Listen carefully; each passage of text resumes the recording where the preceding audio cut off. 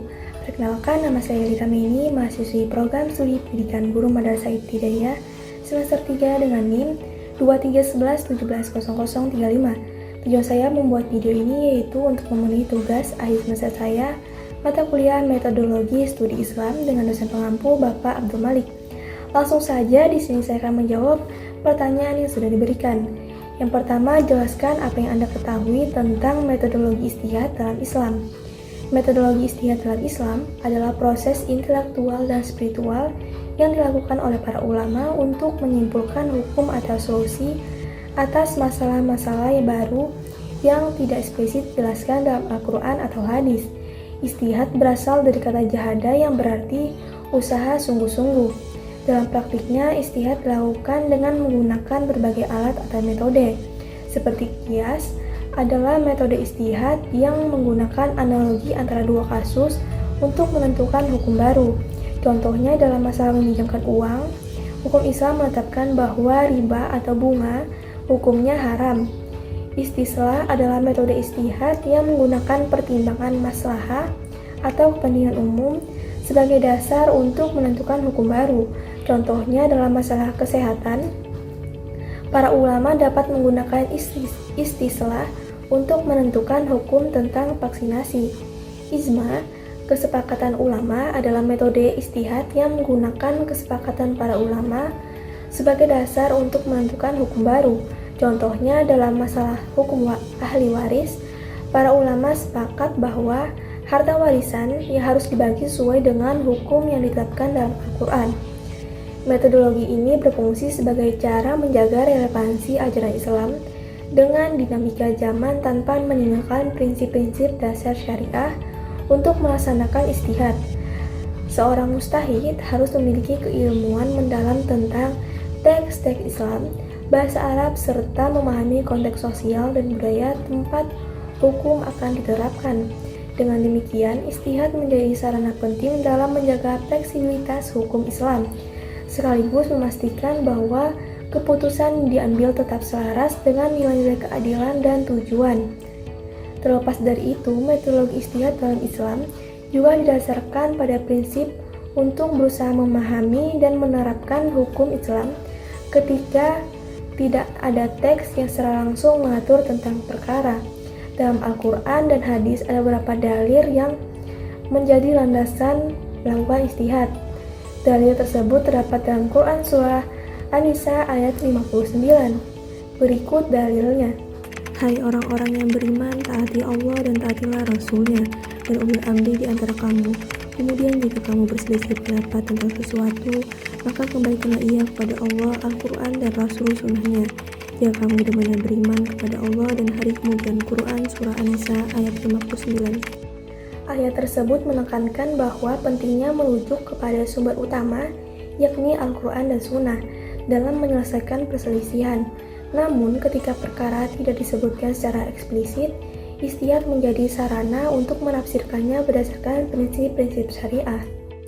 Yang kedua, jelaskan apa yang Anda ketahui tentang poligami dalam Islam dan apa sikap Anda terhadap orang yang berpoligami. Poligami dalam Islam adalah suatu praktik di mana seorang pria muslim diizinkan menikah lebih dari satu wanita secara bersamaan dengan syarat tertentu. Syarat utama adalah suami mampu berlaku adil terhadap seluruh istrinya dalam hal mencari nafkah, kasih sayang, dan waktu. Poligami dalam Islam bukanlah suatu kewajiban, melainkan sebuah pilihan yang diberikan dengan batasan ketat agar tidak merugikan pihak manapun, terutama wanita. Praktik ini juga didasarkan dalam ayat suci Al-Quran, Quran Surah An-Nisa ayat 3 yang berbunyi, jika kamu takut tidak akan dapat berlaku adil terhadap yatim, maka nikahilah wanita-wanita yang kamu sukai 2, 3, atau 4. Tetapi jika kamu takut tidak akan dapat berlaku adil, maka nikahilah satu saja, atau apa yang kamu miliki sebagai budak. Yang demikian itu lebih dekat kepada tidak berbuat zalim. Ayat ini menyarankan agar pria menikahi lebih dari satu wanita jika mampu berlaku adil terhadap mereka. Namun jika tidak mampu berlaku adil, maka sebaiknya menikah dengan satu wanita saja. Keadilan yang dimaksud dalam ayat ini mencakup perlakuan adil dalam segala aspek seperti harta, waktu, dan kasih sayang. Sikap saya terhadap orang yang melakukan poligami bergantung pada konteks dan niatnya. Jika poligami dilakukan dengan tujuan yang benar dan sesuai dengan syariat Islam, misalnya untuk membantu wanita yang membutuhkan perlindungan atau kondisi tertentu yang memang memperbolehkan dalam Islam, maka itu bisa dimaklumi. Namun penting bagi pria melakukan poligami untuk benar-benar memenuhi syarat keadilan baik dari segi materi maupun emosional. Jika tidak mampu, maka lebih baik memilih untuk tidak berpoligami demi menjaga keharmonisan dan keadilan dalam hubungan.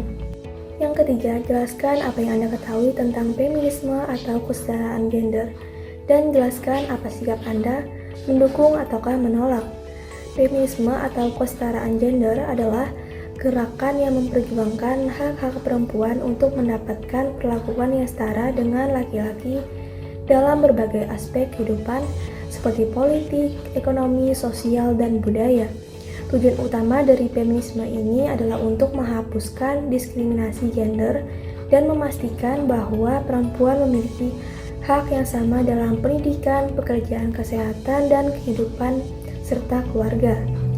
Feminisme ini juga sudah dijelaskan dalam Al-Quran, yaitu dalam surah Al-Hujurat, ayat yang sering dikaitkan dengan pemahaman tentang kesetaraan dan penghargaan terhadap semua wanita tanpa membedakan jenis kelamin, suku, dan bangsa.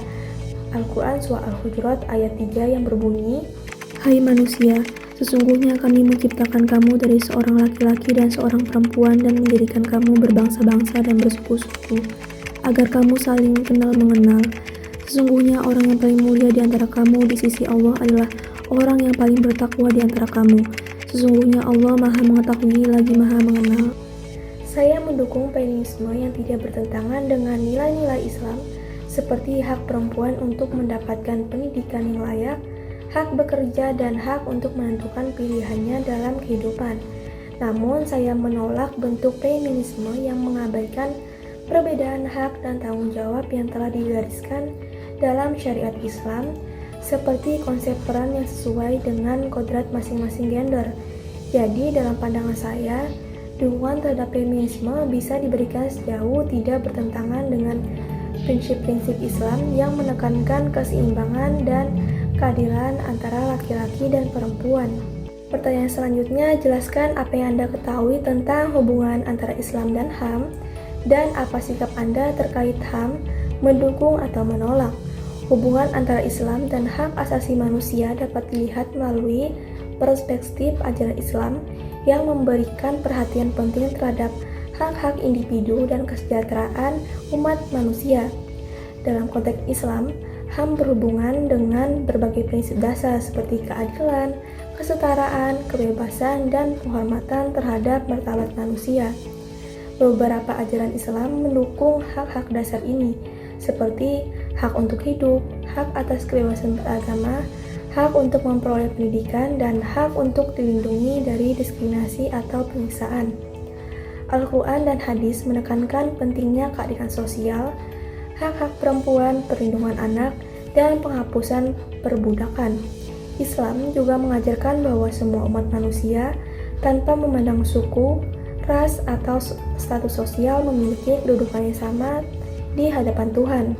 Dalam konteks ini, Islam mendukung prinsip-prinsip HAM, meskipun dalam pelaksanaannya terdapat perbedaan interpretasi dalam beberapa kalangan yang dipengaruhi oleh budaya, politik, dan konteks sosial setempat. Hubungan Islam dan HAM juga terdapat dalam surah An-Nisa ayat 1 yang berbunyi, "Wahai manusia, bertakwalah kamu Tuhan yang telah menciptakan kamu dari diri yang satu, dan daripadanya Allah menciptakan pasangannya, dan dari keduanya lah Allah memperkembangbiakan laki-laki dan perempuan yang banyak. Dan bertakwalah kepada Allah yang dengan namanya kamu saling meminta, dan peliharalah hubungan silaturahim. Sesungguhnya Allah selalu menjadi pengawas atasmu." Ayat ini mengajarkan pentingnya menjaga hubungan antara Allah dan sesama manusia, serta menghormati hak dan martabat setiap individu sebagai ciptaannya. Sikap saya terkait HAM adalah mendukung prinsip-prinsipnya, terutama yang menekankan pada kebebasan, keadilan, dan kesetaraan. HAM adalah landasan penting untuk membangun masyarakat yang adil dan beradab, di mana setiap individu dapat hidup dengan martabat dan bebas dari penindasan. Namun, saya juga memahami bahwa penerapan HAM harus dilakukan dengan sensitif terhadap nilai-nilai budaya dan agama yang ada.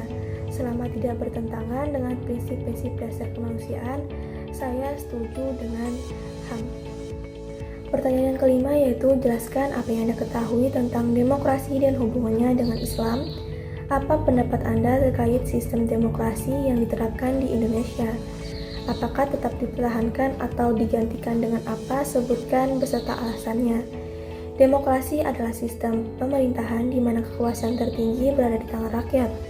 Rakyat memiliki hak untuk memilih pemimpin mereka melalui pemilu dan berpartisipasi dalam proses pembuatan keputusan politik. Demokrasi juga menekankan pada kebebasan berbicara, hak asasi manusia, serta pluralisme dan toleransi. Dalam Islam, prinsip-prinsip demokrasi tidak bertentangan dengan ajaran Islam. Islam mengajarkan pentingnya musyawarah atau syura, di mana keputusan diambil melalui diskusi dan kesepakatan bersama. Beberapa ulama berpendapat bahwa sistem pemerintahan Islam seharusnya berdasarkan prinsip-prinsip tertentu dalam syariat, sementara yang lain berpendapat bahwa sistem demokrasi bisa diterima selama tidak bertentangan dengan ajaran Islam. Menurut saya, sistem demokrasi yang diterapkan di Indonesia memiliki kekuatan dan tantangan tersendiri. Jadi, demokrasi di Indonesia hanya perlu dipertahankan, diperkuat, tidak perlu diganti, dengan fokus pada peningkatan kualitas pemilu, pendidikan politik yang baik, dan penegakan hukum yang adil. Sebagai negara yang pluralistik, Indonesia juga perlu menjaga keberagaman dan toleransi antar umat beragama. Oleh karena itu, lebih baik fokus pada memperbaiki implementasi demokrasi daripada mengganti sistemnya. Adapun surah yang terkandung dalam demokrasi dalam pandangan Islam yaitu terdapat dalam surah Asy-Syura ayat 38 yang berbicara tentang pentingnya musyawarah dalam pengambilan keputusan. Ayat ini berbunyi, "Dan bagi orang-orang yang menerima seruan Tuhannya dan mendirikan sholat serta urusan mereka diputuskan dengan musyawarah antara mereka, dan mereka menafkahkan sebagian dari rezeki yang kami berikan kepada mereka."